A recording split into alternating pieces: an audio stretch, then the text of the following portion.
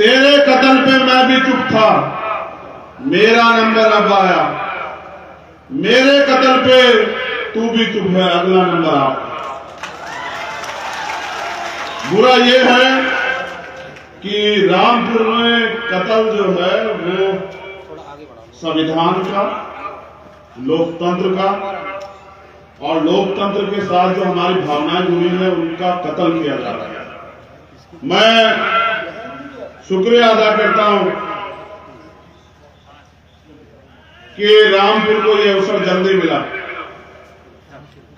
पुनः सरकार को बताने का कि आपने हमें पिछली सरकार में क्या दिया। आज की सभा के मुख्य अतिथि समाजवादी पार्टी के राष्ट्रीय अध्यक्ष बड़े भाई श्रद्धेय अखिलेश यादव जी, जो लगातार भारतीय जनता पार्टी और इनके बुरे मंसूबों के खिलाफ मजबूती से लड़ रहे हैं, और यहां रामपुर की शान, जिनकी मेहमान नवाजी, जिनके प्यार के लिए मैं आया हूं, जिनको मैंने लड़ते देखा, बड़े भाई कायदे रामपुर आजम खान साहब, मैं उनका दिल से धन्यवाद करता हूं कि वो इस लड़ाई को लड़ रहे हैं। यहां उपस्थित इस मंच पर समाजवादी पार्टी के वरिष्ठ नेतागण, पूर्व एमपी, पूर्व एमएलए, वर्तमान एमपी, वर्तमान एमएलए, आजाद समाज पार्टी के सीनियर पदाधिकारी, राष्ट्रीय लोकदल के सीनियर पदाधिकारी, महान दल के सीनियर पदाधिकारी, मेरे भाई स्वार से विधायक आजम खान, अब्दुल्ला आजम जी, और यहां के सम्मानित प्रत्याशी आसिफ राजा साहब। मैं कल से यहां हूं और कल से जो मैंने यहां देखा उसके बाद मैं यहां के शासन प्रशासन को ये कहूंगा कि आपकी साजिशों से तो रामपुर नहीं हार रही है समाजवादी। अगर इससे ज्यादा ही कुछ करके दिखाना है सरकार के लिए तो एक काम करो, मिलकर चुनाव आयोग से कहो कि बीजेपी के दफ्तर से विधानसभा का सर्टिफिकेट जो है वो बीजेपी के प्रत्याशी को जारी करा दे, इसके अलावा कोई रास्ता नहीं। रामपुर की जनता तो दोबारा आजम खान, अखिलेश यादव जी के भरोसे पे खरी उतरेगी और यहां आपके मंसूबों को सबक सिखाने का काम करेगी। आप मेरी बात को याद रखें। मुझे तकलीफ एक बात की है कि यहां शहर में जो लोग मेरे लिए जान देने को तैयार रहते हैं उनकी संख्या थोड़ी सी कम है, वरना मैं बताता कि लाठियों से किस तरह मुकाबला होता। सरकार, मैं पूरी जिम्मेदारी से कह रहा हूं, सरकार आग से खेल रही है। ये जनता है, आवाम है। जिस दिन आवाम खड़ी हो जाती है, अच्छे से अच्छे बादशाह निजाम भी बदले जाते हैं, सरकारें भी बदलती है और दिमाग भी ठीक होते हैं। ये भारत है, ये क्रांति की धरती है रामपुर। इस भारत में यहां रेशमी रुमाल तहरीक भी चली भारत में, उत्तर प्रदेश की सरजमी से। हमने सामने किया अंग्रेजों का, हमारे बड़ों ने, और जवाब दिया तुम अंग्रेजों से बुरे नहीं हो सकते हो, बुरे हो सकते तो याद रखना जो अंग्रेजों का इलाज हुआ था वही आपका होगा। इस सरजमी में मेरा वादा आप लोग। पुलिस, मैं उनसे कोई शिकायत नहीं करूंगा। हम सब लोग जानते हैं पुलिस सरकार की होती है, जिसकी सरकार होती है उसकी पुलिस होती है। पूरे बॉर्डर पे आजम भाई कहेंगे तो आप सोचोगे भाई इसलिए कह रहे हैं कि हालात खराब है। मैं कह रहा हूं, मैंने सारी बातें कल सुनी, लेकिन कल पूरी दिन और रात में, पूरी रात हम लोग मिलकर रहे, कार्यकर्ताओं से सुबह से मिल रहे हैं, हर एक गली तक पहुंचने का प्रयास कर रहे हैं। और जो मंजर बताया जा रहा है उसके बाद में बात कह रहा हूं, झंडा गाड़ी देख के नाम पूछ के, जाति पूछ के सड़क ब्लॉक करके रोक रहे हो, डरा के राज करना चाहते हो, दबा के राज करना चाहते हो, आप डरा के राज करना चाहते हो। ये आपका व्यवहार है, आपकी फितरत है आरएसएस के लोगों की, बीजेपी के लोगों की। और हम दिलों को जोड़ के राज करना चाहते हैं, उनकी खिदमत करना चाहते हैं। ये ताकत है हमारे। मैं पूरे जिम्मेदारी से कह रहा हूं, अगर लड़ने का की हिम्मत है, जज्बा है, सामना करना चाहते हो, पूरी बीजेपी की सरकार यहां पड़ी हुई है, तो करो सामने, वोट से करो फिर इलेक्शन। अगर तुम्हें एहसास ना हुआ कि मुकाबला किससे है, तो तब बताना। मैं पूरी जिम्मेदारी से कह रहा हूं, जितने वोट ये लोग रोकने का काम करेंगे, उससे ज्यादा वोट मेरे लोग हर बूथ पर डाल के आपको सबक सिखाने का काम करेंगे। आप मेरी बात को याद रखना। ये बुनियादी बात सुन लो, झूठ बोलते हैं भाजपा के नेता, जितने वादे किए सब झूठे हैं, खोखले, और डरी हुई है, इसलिए चुनाव का सामना नहीं कर रही है।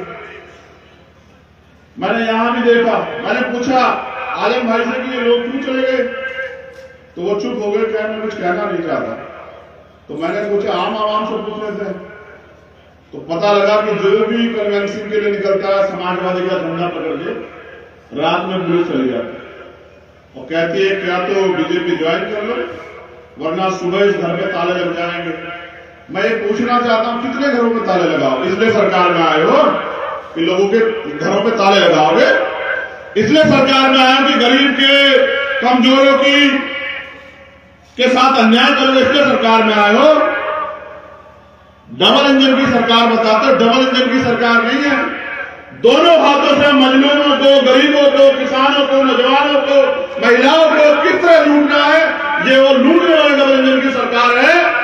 अब जनता खबरदार हो रही है। यहां उपस्थित ये जनसमूह जो ना जाने कैसे कैसे आया, मैं दाद देता हूं आपकी हिम्मत की। रामपुर वासियों, आपका मुकाबला कोई नहीं कर सकता, याद रखना मेरी बात को। मेरी जो माए बहन है, मैंने तो देखा, मैं उनकी हिम्मत की दाद देता हूं दोनों हाथ उठा के कि बहादुर हैं आप। और जो लड़ने का जज्बा आपने रामपुर में दिखाया आज, फिर ये सिर्फ रामपुर ही नहीं, पूरा देश देख रहा है। क्योंकि 3 सीटों का चुनाव है, 2 विधानसभा का और 1 लोकसभा का। मैं पूरी जिम्मेदारी से कह रहा हूं, अखिलेश जी की मेहनत की वजह से कह रहा हूं, बिना जान मैनपुरी कह रहा हूं कि हम मैनपुरी भी जीतेंगे, हम खतौली भी जीतेंगे, हम रामपुर भी जीतेंगे और पिछले मार्जिन से ज्यादा जीतेंगे। आज सरकार से बात करो, कल मुख्यमंत्री जी के खतौली में कभी मुद्दे की बात नहीं करेंगे। किसानों की धरती खतौली, खतौली पे बात नहीं करेंगे, किसानों पे बात नहीं करेंगे। हमेशा लड़ाने की, भिड़ाने की, धर्म की, मजहब की, मुसलमान की, हिंदू की, नफरत की बात करेंगे। और अगर कोई पूछे कि कहां है रोजगार साहब, पहले तो भर्ती नहीं आती, भर्ती आती तो कोई भर्ती बैठे, पूर्व मुख्यमंत्री हमारे बड़े भाई बैठे हैं, भर्तियां उनकी सरकार में भी हुई है, पिछली सरकार में भी हुई है, लेकिन एक भर्ती ऐसी जिसका पेपर लीक ना हुआ। पहले पेपर लीक होता है, फिर थोड़े बहुत अगर बच्चे कमजोर वर्ग के चले जाओ तो 69,000 शिक्षक भर्ती में जैसे घोटाला हुआ, ऐसे घोटाले होते हैं, उनको निकाल दिया जाता है। फिर अगर कुछ बच जाए तो यहाँ पुलिस के लोग बड़े दरोगा की भर्ती में आपने नहीं देखा क्या हुआ, पूरा का पूरा पेपर लीक हो गया, आंसर शीट गायब हो गई। और अब सेना के सम्मान के साथ भी खिलवाड़ कर रहे हैं। इसलिए मैं पूरी जिम्मेदारी से कह रहा हूं कि सरकार को ये याद रखना चाहिए कि जनता लोकतंत्र में मालिक होती है और वो सबक सिखाना जानता है।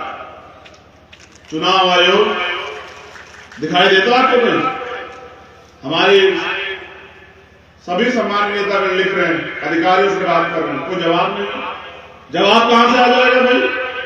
जब एक दिन पहले कोई वीआरएस ले और अगले दिन सारी फॉर्मेलिटी पूरी हो, प्राइम मिनिस्टर जी जो है एनओसी दे दे और उनको इलेक्शन कमीशन का इंचार्ज बना दिया, तो आपको समझना चाहिए कि किस तरह सरकार सीबीआई, ईडी, इनकम टैक्स का दुरुपयोग कर रही है, किस तरह पुलिस का दुरुपयोग कर रही है।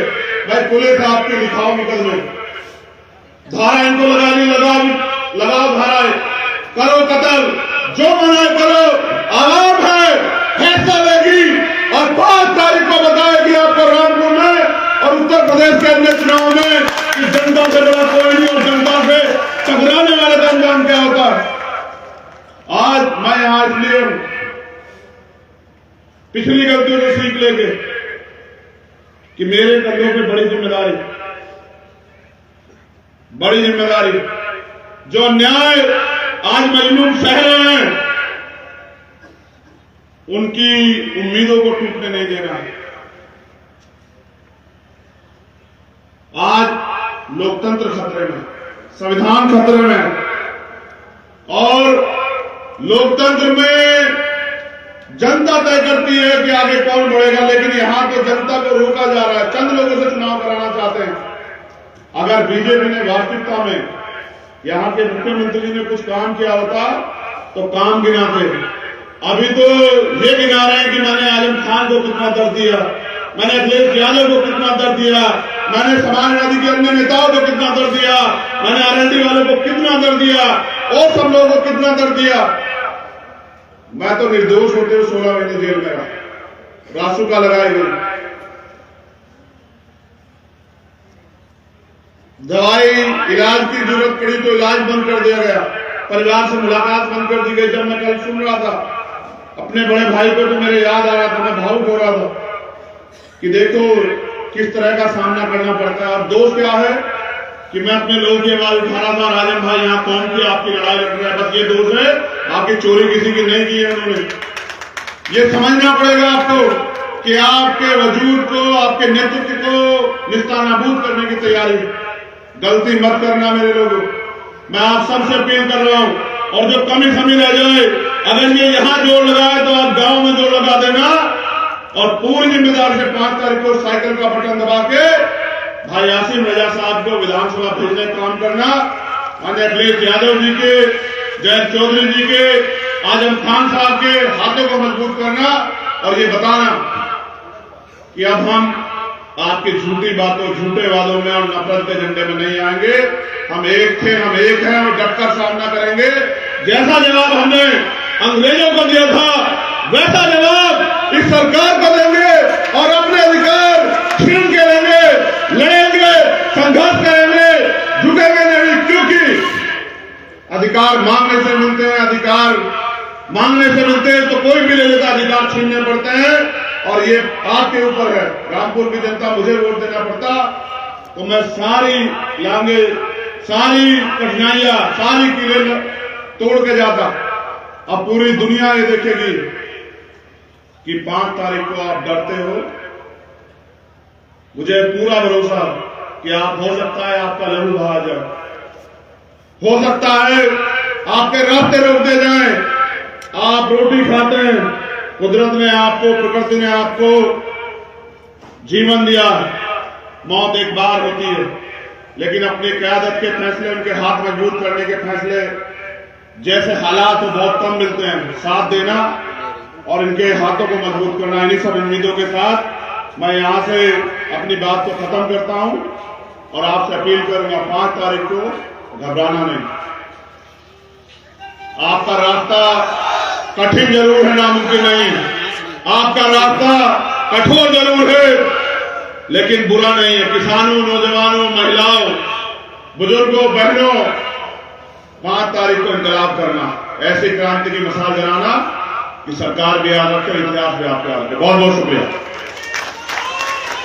जनाब चंद्रशेखर आजाद साहब की इंतहाई पुरअसर और जोशीली तकरीर के बाद जहमत दूंगा आपकी अजमत, आपकी इज्जत, आप